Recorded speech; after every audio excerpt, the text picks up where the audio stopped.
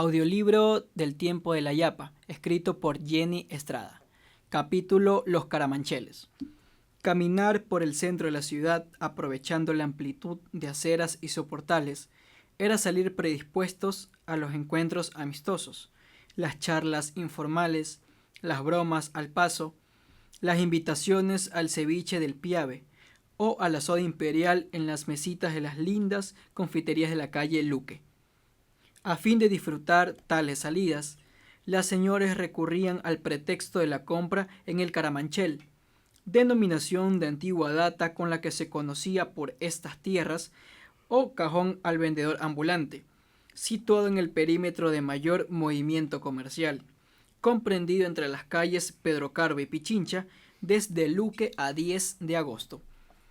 A diferencia de los actuales usurpadores del espacio, nuestros caramancheleros eran personas educadas, que mantenían impecable presentación de sus negocios, esmerándose también en atendernos para contarnos entre el núcleo de su clientela permanente.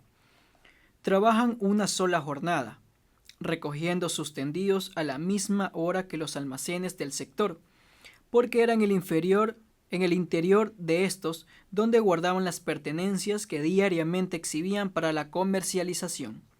Y, si comían o no junto a sus puestos, jamás vimos restos de alimentos ni percibimos olores desagradables al pasar.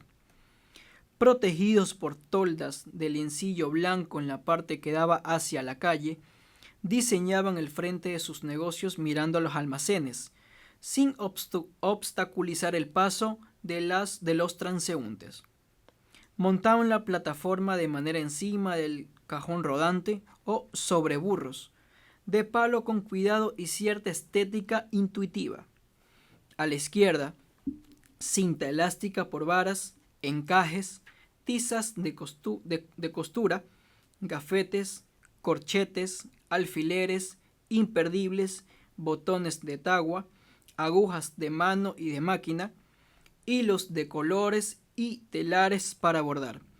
En otra hilera, redecillas, vinchas, invisibles, peinetas, peinillas y peines de cacho o de carey, de mucha demanda estos últimos, para la operación rastrillo de los piojos.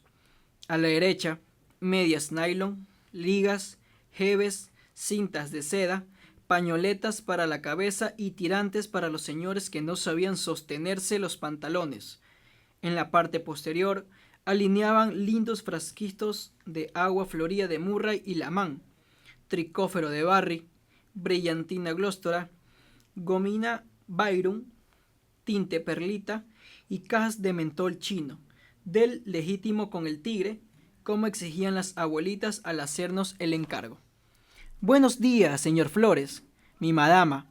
¿Cómo está? ¿Qué se le ofrece? Así, con la introducción cordial entre dos viejos conocidos, se iniciaba la gestión. El caramanchelero ofrecía su mercancía soltando una cifra inicial que acompañaba con la frase de rigor. Pero no es precio fijo. Ya sabe usted, ¿qué puede ofrecer? Invitando a practicar el arte del regateo tan antiguo como la historia del comercio universal. En el lapso que mediaba hasta decidir si comprar, la gente se saludaba, conversaba con amigos, ofrecía visitas, planificaba paseos, porque usted, en Guayaquil, no era un extraño, y nadie en la calle lo arrojaba para meterle por la cara el charol, los pericos, los paraguas, los aguacates, los calzones, las chancletas, el dólar más barato y la pila para el reloj. Su triste retirada.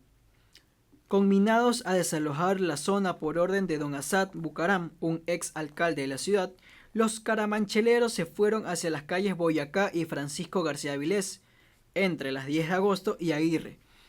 Otros se juntaron a los vendedores ambulantes del malecón, a quienes, para limpiar el centro de la urbe, el mismo alcalde reubicó en la calle Mejía, cerrada al tráfico vehicular, techada y convertida desde entonces en el centro comercial Mejía, origen del caótico sector de las bahías, que malos funcionarios de nuestra municipalidad fueron ampliando al conceder más calles aledañas, con lo que fue desapareciendo el que antaño conocimos como el barrio de Villamil. Igual que un pulpo extendido sus tentáculos, los vendedores ambulantes estrangularon nuestra zona central. Cundió el desorden, la suciedad, el abuso amparado por el padrinazgo de la politiquería y salir al área. Se volvió una riesgosa aventura que en lo posible fuimos tratando de evitar. Además, sin caramancheles y sin caramancheleros, ese pretexto de andar por el centro o de salir al comercio, como decían nuestras madres, se acabó. Lo único que perdura. A propósito del tema, ¿sabe usted que el diccionario de la Real Academia Española registra una de las acepciones de la palabra caramanchel como algo propio del Ecuador, explicando que se trata de la caja del vendedor ambulante que la sitúa en los soportales para vender chucherías? Levántese, por favor, y vaya a ver. Título: Los sencilleros. Mucho antes de que, pretextando necesidad de supervivencia, esas hordas invasoras de vendedores ambulantes tomaran posesión de nuestras calles, plazas y avenidas, exigiendo derechos sin cumplir ningún deber, la actividad comercial que históricamente ha caracterizado esta ciudad se desarrollaba con orden y respeto. Los almacenes del perímetro central, los caramancheles descritos y hasta los caminantes con sus pequeños charoles en equilibrio sobre la cabeza observaban el código de buena conducta que norma y ampara la convivencia de toda sociedad civilizada. Mas creo que fueron los sencilleros quienes se llevaron las palmas en el ejercicio de un estilo comercial dentro del cual la gentileza, el esfuerzo diario y la virtud del ahorro fueron sólidas bases sobre las que muchos de ellos supieron levantar grandes fortunas. ¿Quiénes eran? Por lo regular, inmigrantes recién llegados de origen árabe y judío que, deseosos de superar sus angustias económicas, emocionales y culturales, ajenos a los prejuicios del medio, se abrían paso, ayudados por otros paisanos con mayor tiempo de permanencia o por nacionales que les facilitaban el crédito, concediéndoles mercadería de importación para la venta al detal. Los árabes, que se establecieron al finalizar el siglo XIX, tenían buenos almacenes de tejidos importados y en tales menesteres instruían a su gente. Entonces, con los cortes al hombro, una vara de madera en la mano derecha y la pieza elegida como bandera abierta sobre el pecho, el sencillero se lanzaba a conquistar el puerto. A la bobelina barata, al fino casibir. Compra barato, compra señorita. ¡Ey! Tss, tss, sencillero, suba. Y sudando en invierno y en verano, el sencillero caminaba de punta a punta a la ciudad. Subía para entablar el negocio a crédito con las amas de casa, las empleadas domésticas, las costureras a quienes dejaban mercadería de buena calidad a precio recargadito, aunque con la ventaja del crédito sin garante, que se cubría en cómodas cuotas diarias, semanales, quincenales o mensuales, según lo convenido por él en su lengua mocha, lloriqueando que con tanta rebaja el pobre paisano pierde plata y la cliente defendiendo sus ahorros. Cerrada la ventana, sacaba una libretita cochosa del bolsillo de su camisa, anotando cuidadosamente la fecha, el nombre y la cantidad, mientras le decía: a ver, la señora Estrada, ¿qué vagará en 3 partes? Y la señora pagaba sin atrasarse, porque la palabra de honor valía más de lo que hoy importa un documento garantizado por terceros. Otros sencilleros de este valioso grupo étnico iban hacia los campos transportando de las lanchas a las canoas de piezas, cargados de cortes de tela, zapatos, perfumes para las madamas, medias finas, camisas, calzoncillos, adornos, espejos, etcétera, etcétera.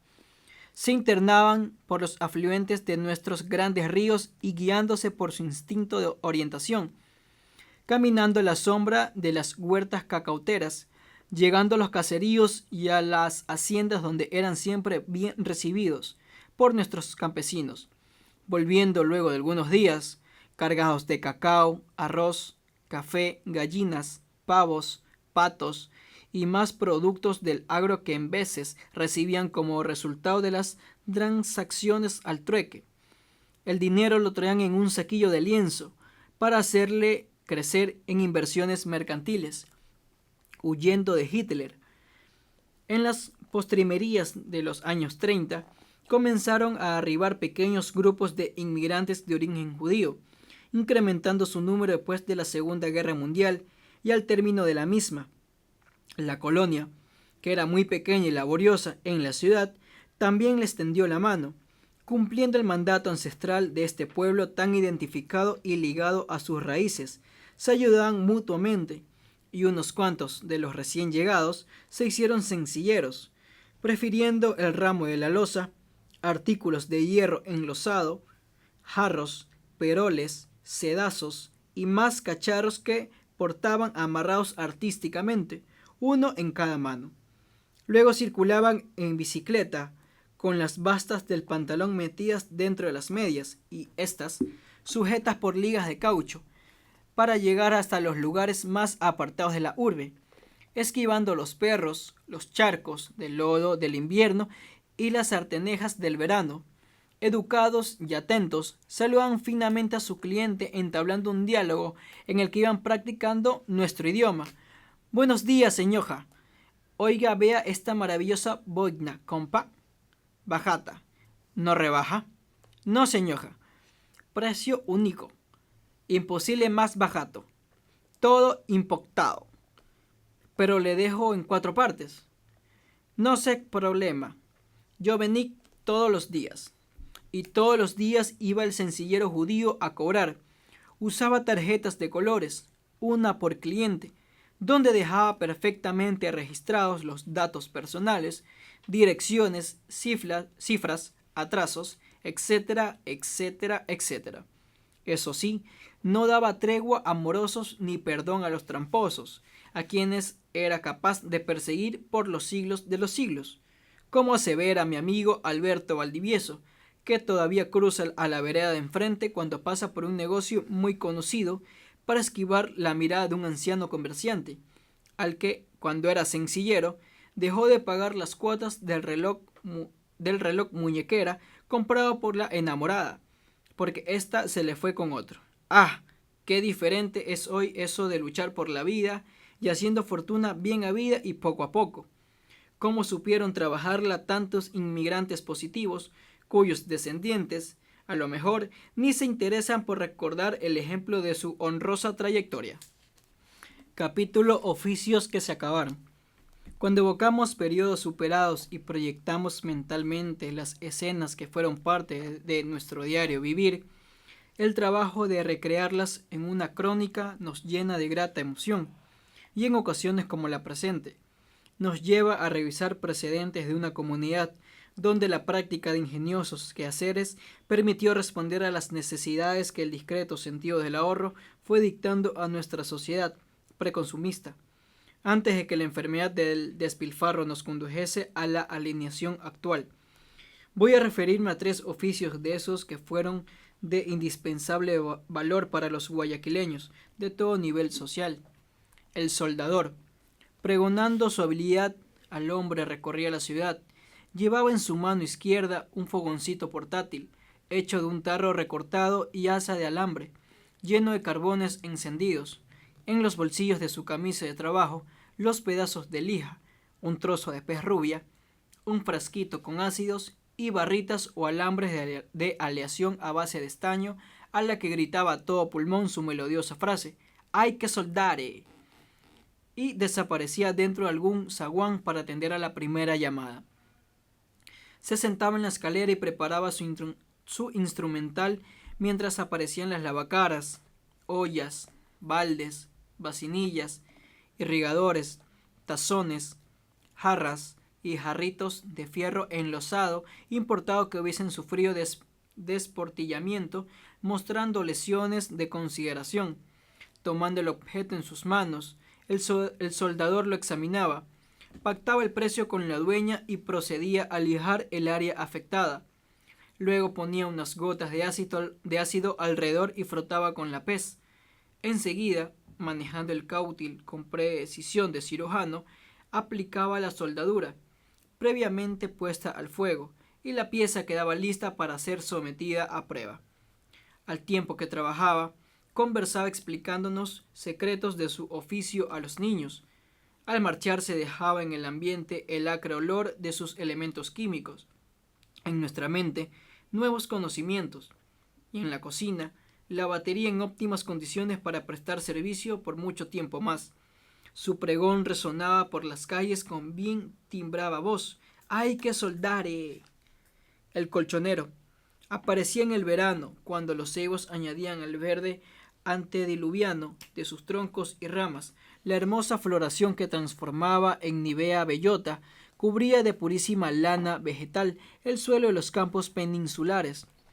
Esa lana, regalo maravilloso de la naturaleza, se utilizó desde época muy remota en la confección de los colchones, almohadas, cojines y más artículos de uso doméstico, en los que hoy entra de relleno la espuma química de polietileno, y fue el dulce soporte de la pasión ardorosa con que nuestros antepasados acrecentaron sus familias, alcanzando también a escuchar las primeras intimidades de muchas parejas de actuales cincuentones.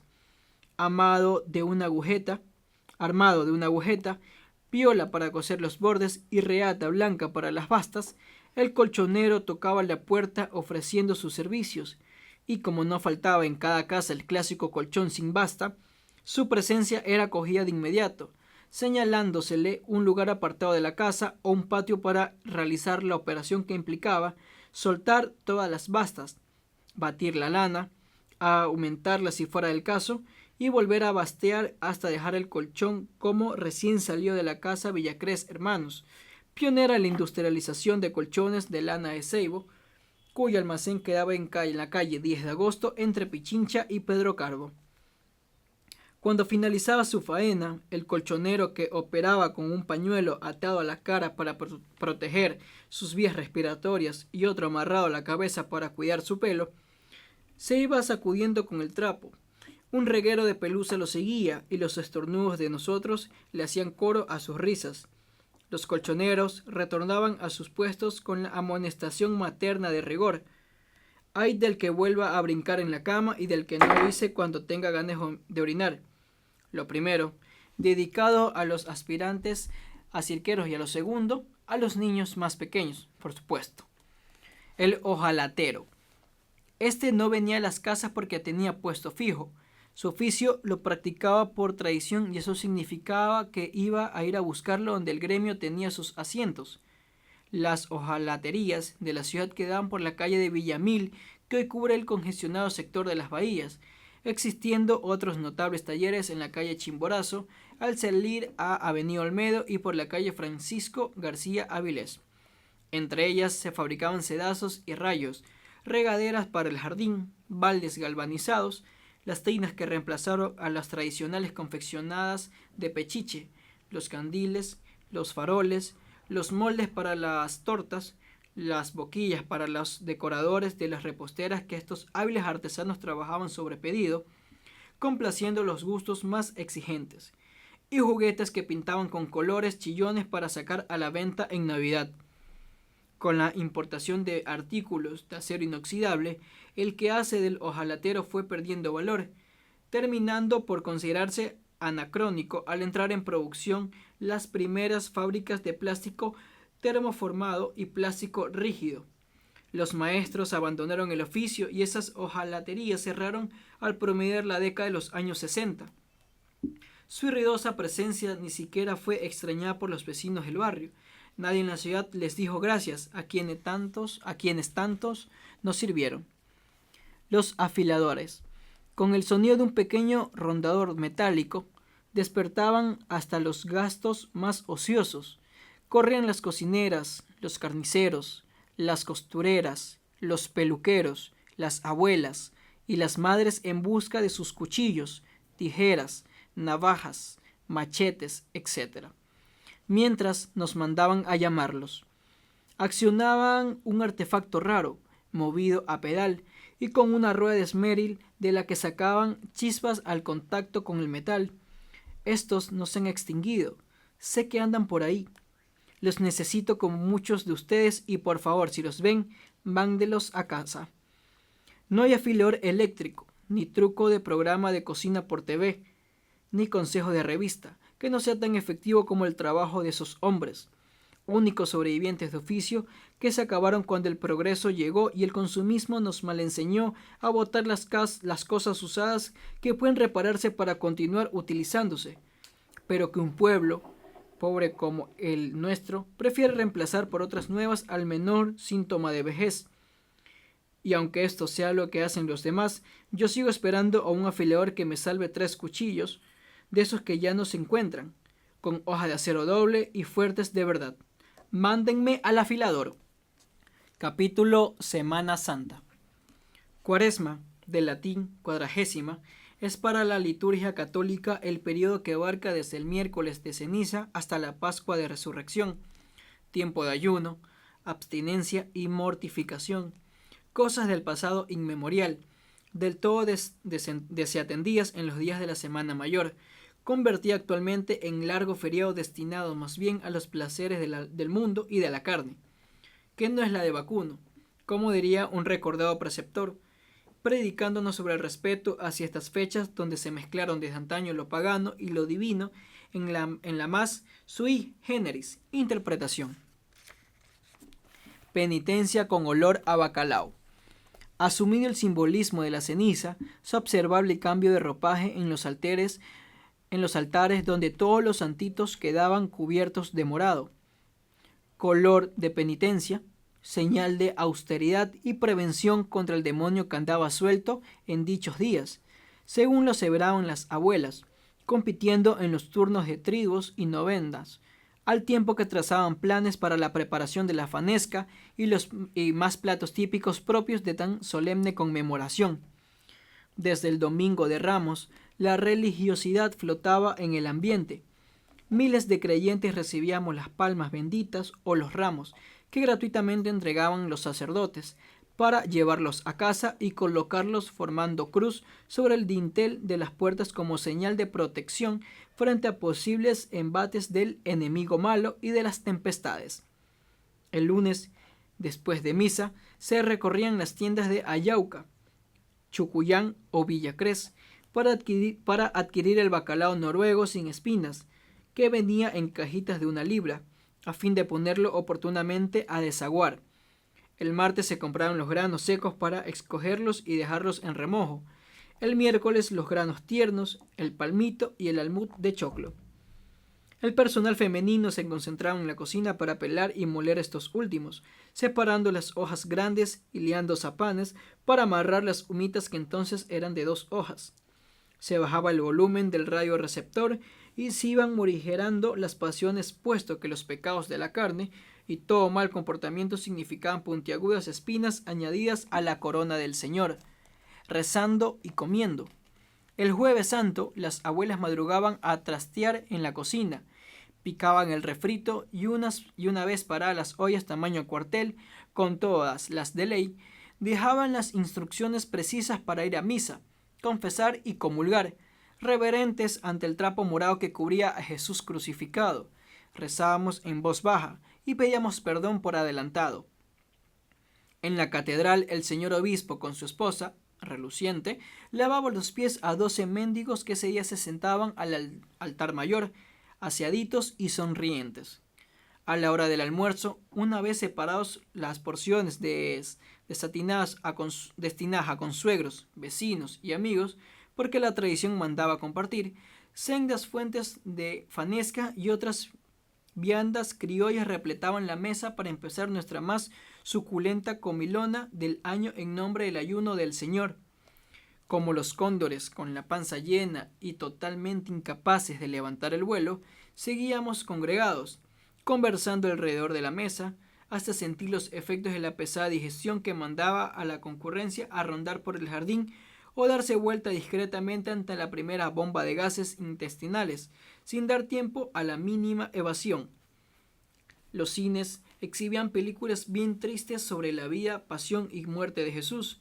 Algunas compañías de teatro escenificaban la pasión de Cristo, con tanto realismo que llorábamos de principio a fin, especialmente con la siempre aplaudida caracterización de Tony Hanna, cuyas atrayentes figuras elevadas en el madero provocaba suspiros de las beatas que salían lagrimeando para ir a visitar los monumentos. Eran estos como especie de escenografías alusivas al Calvario, arregladas y expuestas en los templos de la ciudad. Sobresalían los de las iglesias La Victoria, del Sagrario, San Francisco, San Agustín y Corazón de Jesús. Vía Crucis y sermón. El Viernes Santo era un día de luto general. Las campanas de la iglesia silenciaban. Las señoras salían vestidas de negro, las señoritas de medio duelo y las niñas de blanco, con mantilla de encaje en la cabeza. Las estaciones de radio solo transmitían música sacra. Nadie hacía bromas. No se encargaban ni ejecutaban trabajos. Bañarse en el mar era prohibido porque podíamos transformarnos en pescados y en privado también, ya que el diablo tenía su trinche en ristre dispuesto a pincharnos en la primera ocasión. La familia se concentraba junto al radio para escuchar el sermón de las 7 palabras. Los sacerdotes oradores se anunciaban por periódico y cada uno de ellos preparaba su intervención en la profundidad y el dramatismo de rigor, luciéndose en el púlpito de la catedral.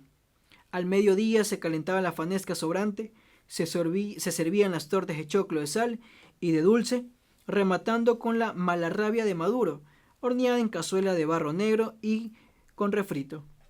Por la tarde se rezaban las 14 estaciones del Vía Crucis en la iglesia del barrio, y se seguían visitando los monumentos. Luego del descendimiento, la gente se recogía en solidaridad con la soledad de María. El sábado de gloria llegaba jubilosamente, liberándonos de toda restricción para celebrar Pascua de Resurrección en el día domingo, cuando los santos destapados volvían a mostrar sus lindos ojitos de vidrio y sus caritas de yo no fui. Parranda, playa y vacilón.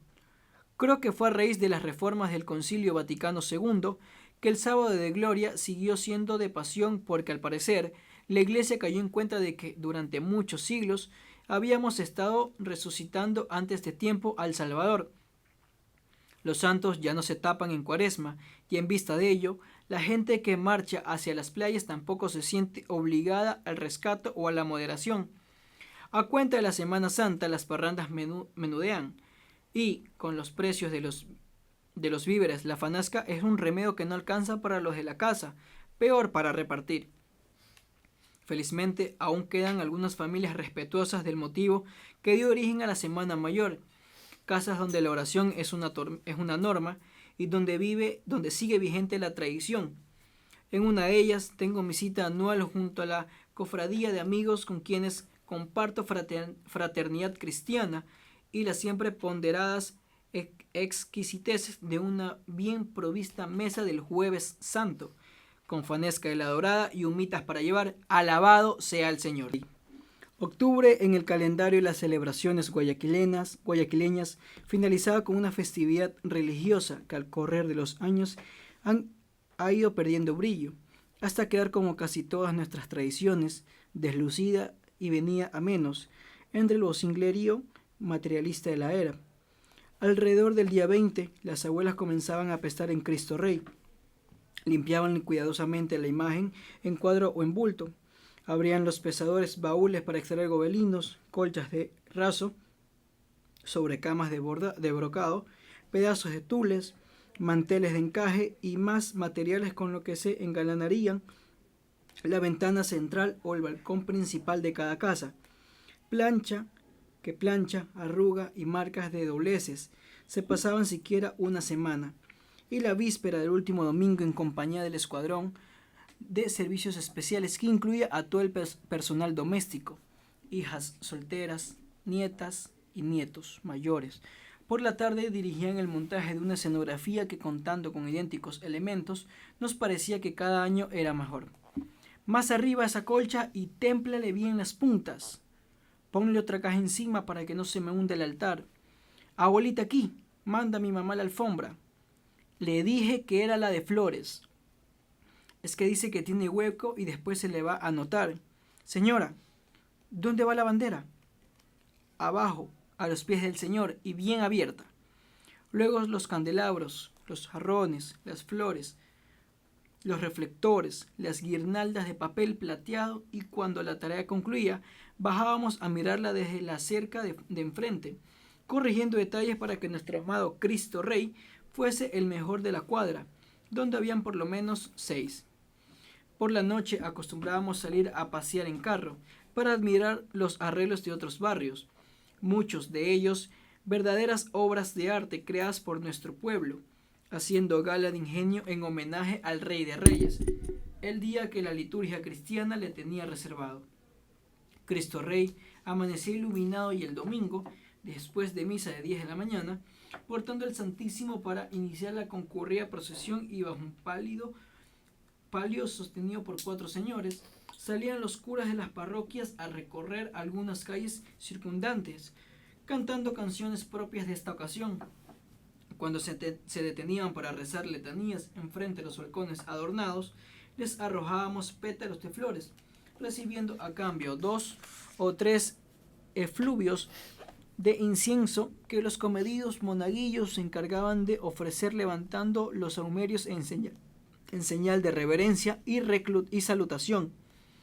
Este año Cristo Rey ha pasado desapercibido en nuestro barrio, como en casi todos los barrios de la ciudad, y pienso que la desesperación de esa tradicional festividad, que no ha dejado de llamarme la atención, se debe a 2 factores. Primero, las abuelas que se encargaban de perpetuarla ya no viven.